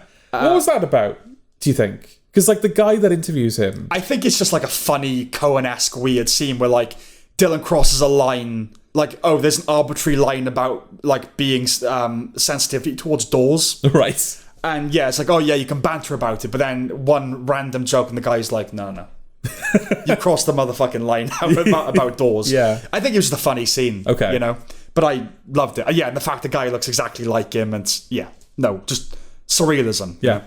Featuring real animals, the goats, actually using animals. Fantastic. Irving's life being measured in quarters. I liked that a lot. Oh, yeah. Like when he's fired, like, he's lived for however many quarters. Yeah. What's nice about the goats as well is that in the final episode, there's a scene where they almost kill one of the goats, and you're so much more invested in it because it's clearly a real baby goat. Exactly. Yeah. Irving's funeral, obviously that's where mournful signage comes from. Yes. I love that. The little insight into how the church sees Severance. Because, of course, it'd be like euthanasia or abortion. They would have a stance on Severance, you know? Yeah. The neat construction of the camcorder in the finale. That was cool. Yeah. The in and out, you talking to each other. Milchick scarpering out of the room. Oh, yeah. It's so Tillman deserves the other, doesn't it? It really does. It's great because it really does feel like, especially when they get into the facility to execute that plan in the finale, it is just constantly ratcheting the tension up and up and up and up and up. So it feels like Milchick's entire purpose, right up until he's trapped in the bathroom behind the vending machine, is to just cut through that tension. Oh, yeah. Just like, no, I know you need a breather. So here's Milchick doing something weird. It's like cartoonish, isn't it? It's like he just like runs quickly out of the room. I was like, oh, give the man an award, for God's sake. Yeah. And just like his little, when they complete Cold Harbor, and it's like, here's your manager, and there's that like delay, and the music cuts out, and he appears in the spotlights. So fucking hell, no, what is this? It's great. The addition of Mr. Drummond, the villain, I liked him. And moreover, I really didn't expect a fight between the goodie and the baddie, like an actual fight. It's like fair play. Followed by Mark then chasing off Sandra Bernhard. Like, it never forgets its sense of humour. Yeah, even in the dramatic finale, it never forgets They even introduced like crash zooms in that final episode where it's like, the innie's fucking here! Like, whoa, okay. It's brilliant. The episodes that probably merit some zooming in on are firstly Woe's Hollow. So, I mean, we get snow with this show, but snow! Yeah. I do really, really like that episode. Yeah. There's a couple of things about it where in retrospect I'm like, okay, are we supposed to know what's going on there, or is that... No, absolutely. I just think... Look, I didn't want to do a Succession-style breakdown of every episode. No, I don't intend on doing that. It's just... It felt like there were some episodes that were more event episodes from the season, and this was the first one, I think. Yeah, well, it's the first time that all of those innies are outside. Certainly Dylan's first time outside, which was nice for that character. But obviously there's, like, as they're approaching Woe's Hollow, they see, like, copies of themselves from the distance. Yes. We never find out what that's about, right? No, I don't think so. Okay. Yeah, I mean, obviously, this show, when it ends, I think we'll have some, like, oh, did it all kind of... Yeah. I mean, I have faith in this show. I think they know their mythology and what they're doing. Yeah. I mean, there are even, like, spin-off novels now, where, like, his brother-in-law wrote that book. Yes. That book exists. Oh, right. It's been written, that's kind of good, because he disappears at some point. He does. Yeah, and it's like, oh, okay. Interesting. Like, I thought they'd do more... Given that, like, his book reading was the background to the last season's finale. Yes. It's strange that character's taken a back seat now. Yeah. I mean, we'll see when we... it's one of those things where after it's finished its, 4 or 5 season run, we might go, oh, look, that was beautiful, like how he went away and came back and... Yeah. It's a constant surprise, like I alluded to earlier, to be reminded of the things of which the innies are ignorant. They've never seen a torch. Yeah, they don't know what a dead thing looks like. Yeah. I love the utter madness of the Egan Bible. Oh, right. It's like no madder than the real Bible, of course. But yeah, no, I think that was the first like event episode of season 2. Then we had Chick I Bardo, which was the Gemma episode. Oh yeah, which I think came at exactly the right time. Yes, because it made me realise I hadn't thought about Gemma's side of the story at all. Because you spend the whole time thinking like, oh, will he find Gemma? Where is Gemma? What happened to Gemma? Yes, but I'd never stopped to think about, why did Gemma join the company? Exactly. Because she joined first. Because the whole reason Mark joined is that he thought she died in a car accident. Yeah. It's like, yeah, she joined them first. What was that all about? Right. I think that will be remembered as the best episode of the season, broadly speaking. More so than Woe's Hollow? I think so. Okay. Yeah, I think so. While its visuals were astonishing and the context was appreciated, it didn't rise above the others for me. I reckon they're all brilliant. But I think everyone was as obsessing over Chikai Bardo. Okay. But good God, people in that episode. Yes. Life, handheld camera. It really felt like a different show, didn't it? It did. And it's nice that this show, this season, seems to be... It's not afraid to leave the company for a little while. No. You do see more of their outside world. You do get a greater sense of the world's... Like how the world outside of Lumen runs. Yes. Like him going for the interview with the door company and they're like, oh, usually we don't take on 7 employees. Yeah. Like you said, the church's stance on everything. Yes. And, just that whole like, oh yeah, he was just a teacher. They met and they had a normal life together. Yeah. That was completely disconnected from Lumen. So the one thing that you got to remember as well is like the town where they all live. It's a company town, isn't it? Yes. I think it's called Kia, isn't it? After Kia Egan. Yeah. Yeah. So you have the company itself, and then it's even another layer of snow globe, another dome. That they're contained in. And then the subsequent episode, Sweet Vitriol, that divided people. Yeah, I appreciate what it did. Mm-hmm. I think the first half dragged on longer than it needed to. Okay. Because everything that I'm going to take away from that episode is in the second half. Fair enough. Yeah. I get it's more mystery, isn't it? It's like, what is this place? Why is she here? Yeah. All that kind of thing. I personally liked it. Right? Okay. Like, I knew a Cobell episode was impending. Okay. And as backstory goes, it was interesting. Yeah. She remains unlikable, and along with a relatively decelerated pace, that was probably why it was a problem for some people. Yeah, especially since those first 4 or 5 episodes of the show. Mm-hmm. One thing that I really liked about it is it felt like the show was always trying to stay ahead of your expectations. Right. So, you think when Mark shows up, it starts with him back on the 7th floor. Mm-hmm. And he meets this whole new team because all of the other people have been let go. And obviously, as you alluded to, Britt Lauer, it turns out she's the daughter of the head of the company. Mm-hmm. So she has no intention of going back to the 7th floor. And there's this whole new team that Mark's been introduced to. So you think, okay, the season's going to be him trying to find his way back to them. No, that just happens 20 minutes in. Yeah. Yeah, I think I was looking at Emmy predictions early on, maybe after the first couple of episodes. Yeah. Just, it happened to be then. And it was outstanding guest actor. And it was Bob Balaban and all. It was because they assumed, right, okay, they're around now for the season. No, absolutely not. And with the reintegration, you think that reintegration is something maybe they'd build up to? Yeah. But no, episode 3, it happens. Yeah. He has the procedure. Yeah. And they do ends up taking most of the season to kind of develop later on. But yeah, a lot of stuff was happening much further ahead than I Again, that's a sign they know what they're doing, isn't it? Yeah, the Britt Lauer twist. Yes. Because I think a couple of people said to me after episode 2, do you think she's the evil version? Right. And the show is smart enough to know that enough people would have figured it out by then. So yeah, let's just have the reveal in episode 4. Yeah.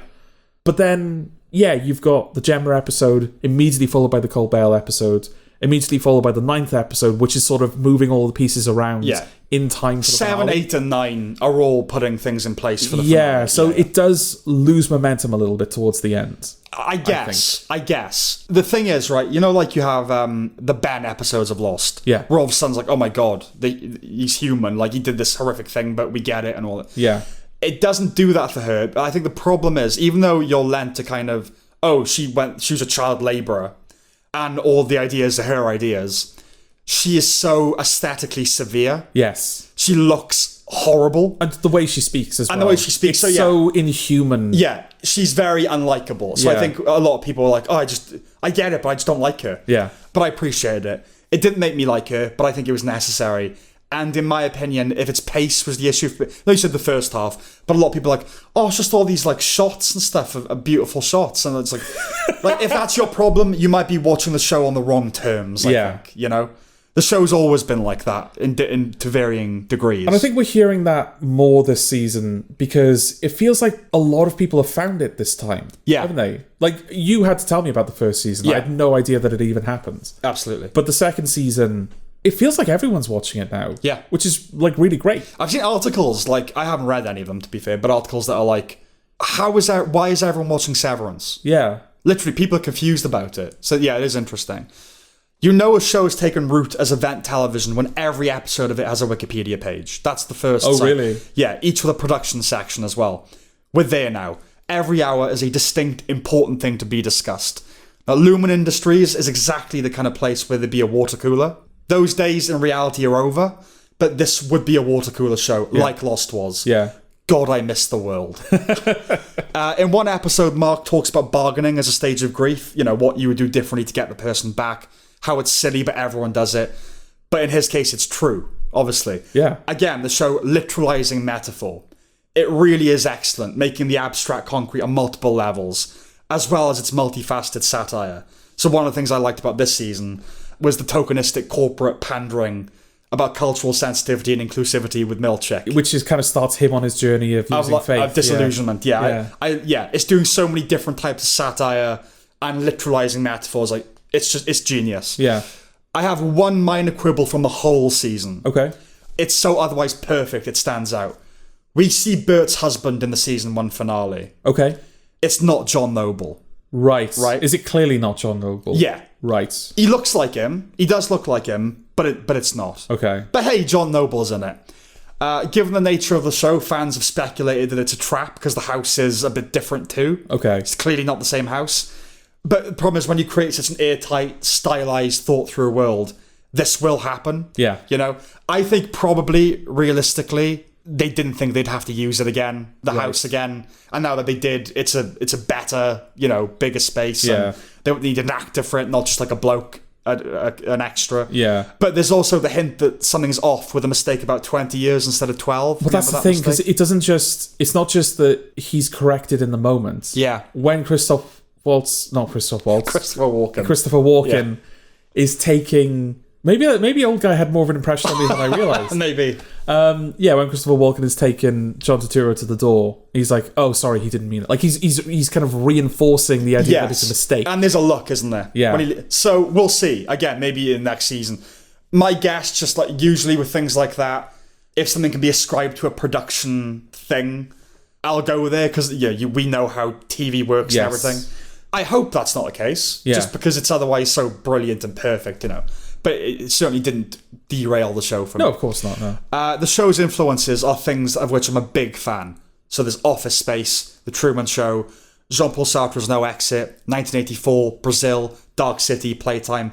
It's the kind of show I'd be drawn to trying to make. Yes.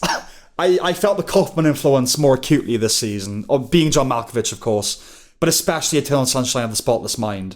The snow and the soft sci-fi, naturally. Yeah. But also the gentle melancholy in the score. Especially in the first meeting between Dylan and his wife. Oh, yeah. Very Eternal Sunshine. Yeah.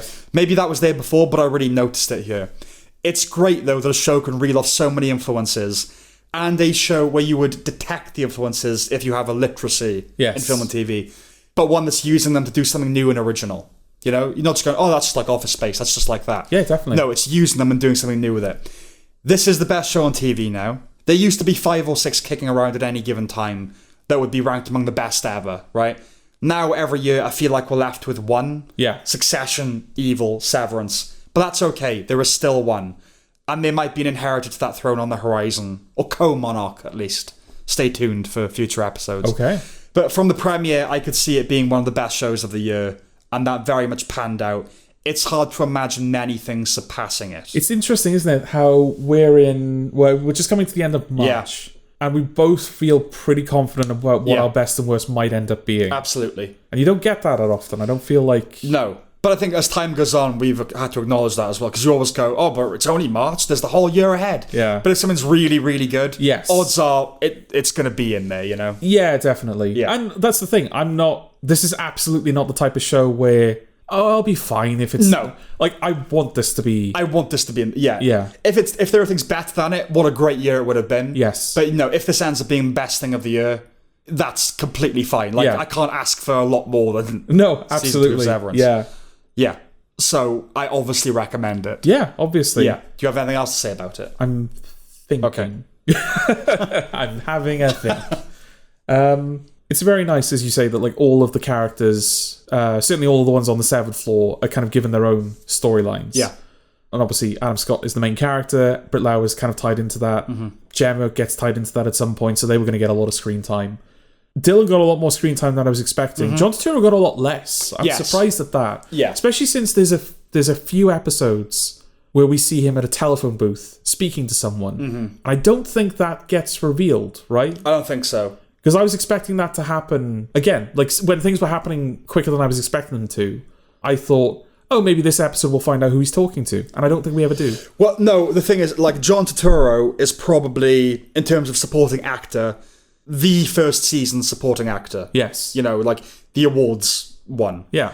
And so again, if he comes back in season 3 with a vengeance in some way, again, it'll have much more of my admiration because they know, right, now we hold him back a bit. He gets Rose Hollow is his episode. Yes. And then he goes away and now we'll bring him back. Yeah, like with the brother-in-law, you know, it's an orchestra. It's like that goes down now, the tempo comes up here. Yes. They're conducting it well. Would you But no, I agree that I expected more to Toro because usually with shows, things that do well, they do more of it in the second season. Yes. Which could be a sign, as you say, it could be a sign of quality. Is Yeah. that they recognise, all right, he was like one of the best things about Series 1, but we don't need him this time. Yes. So let's like Yeah. give him like a big moment, but then wind him down after Exactly. that. Yeah. I'd be disappointed if this is the last we see of him. So would I, because he leaves. Yeah. He does leave. But no, I'm kind of imagining him as a returning Viking warrior. Like, he can now lead the charge from the outside sort of thing. Yeah. you Well, know? Dylan has sort of positioned himself as kind of yeah. like the rebel leader. Every finale, he does something like physically is not quite right for him. Yeah. He's a really big guy. Oh, also, like, credit to, what were they called? Something in Merriment? Oh, they mean the marching band? Yeah. Yeah, I can't remember the name of the marching Yeah, band. But Entertainment and Merriment or something like that. Yeah, yeah. Credit to them for continuing to play through that crisis. Of course. You got to keep working. Yeah. Yeah. But like even as they were literally shouting them like, please help us. Like just kept going. Yeah. Oh, what was the line as well? Oh, you were talking about like great dialogue because like it's well written. Obviously, it's a brilliantly written show in terms of the schematics of it. Yes. Because it's a difficult show to watch because you will have to remember at any given moment. Right, I'm following this version of this character. Yeah. So all of these events are irrelevant at this point, as far as they're concerned. Mm-hmm. Like I think there's a moment where Britt Lauer, you find out in episode 4 that Britt Lauer's been her evil version for some time, and so technically we don't see Helly until like episode 5. Yeah.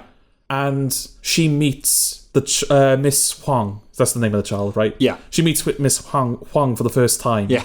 In episode 5, and she acknowledges that she's never seen it before. Mm-hmm. And it's just like that's one of those little safety nets where it's like, oh good, the writers know that this character's meeting this character for the first time, even though they've shared screen time before. And I'd like to think we are sophisticated viewers, but like you still like help me as much as you can without like hand holding me through the whole thing. Yeah. But the dialogue as well is like really great. Because in that final, when they literally like steal the trumpet off them, or the tuba or whatever it is, it's like fall back. The performance has been compromised. That's it. Yeah. But the great thing about it, the great dialogue as well, is that with the Lumen, the creepy but also kind of funny sometimes sinisterness of Lumen is the way that they speak in those kind of corporatisms, but beyond like the blue sky thinking thing. We're talking like religion. Thing. It's great, and you can have characters deliver insane dialogue. Yeah, but they don't all speak like that. And again, that's a testament to Mark and Helly, and they speak like normal people. Yes, but then Milchick is Milchick. He's particularly well spoken. But like what is it? Jay Megan, is that his name? Yeah, Jay Megan and Mr. Drummond. They all have that very bizarre, almost stilted way. It's perfect. Yes. Yeah.